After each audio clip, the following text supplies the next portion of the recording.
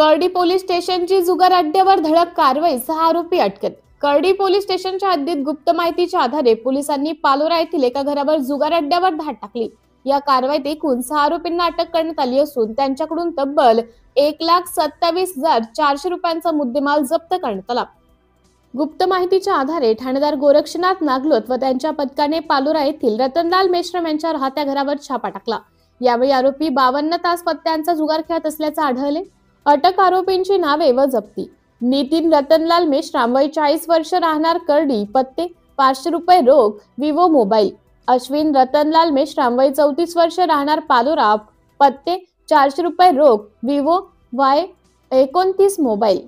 रणजित मनीराम वलधरे, वय 34 वर्ष, राहणार पालोरा, 400 रुपये रोख, mobile Hero Passion motorcycle. Akash Hemraj Chachane, वय 28 वर्ष, राहणार पालोरा, पत्ते 300 रुपये रोख, ओप्पो मोबाईल.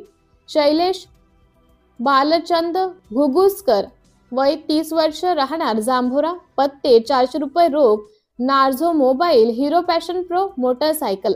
अभिषेक अरुण रामटेके, वय 28, राहणार कलमना मार्केट, नागपूर, पत्ते 400 रुपये रोख आणि मोबाईल. या आरोपींकडून एकूण 1,27,400 रुपये किमतीचा मुद्देमाल मिळून आला आहे।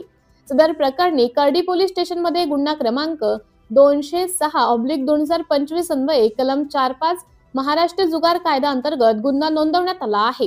ही कारवाई भंडारा जिल्हा पोलीस अधीक्षक नूरुल हसन, अप्पर पोलीस अधीक्षक निलेश मोरे यांच्या मार्गदर्शनाखाली ठाणेदार गोरक्षनाथ नागलोत, पोलीस हवालदार सुनील वरखडे व संपूर्ण पोलीस पथकाने केली आहे। सिटी इंडिया न्यूज साठी जिल्हा उपसंपादक अनिल ढोलवार, भंडारा।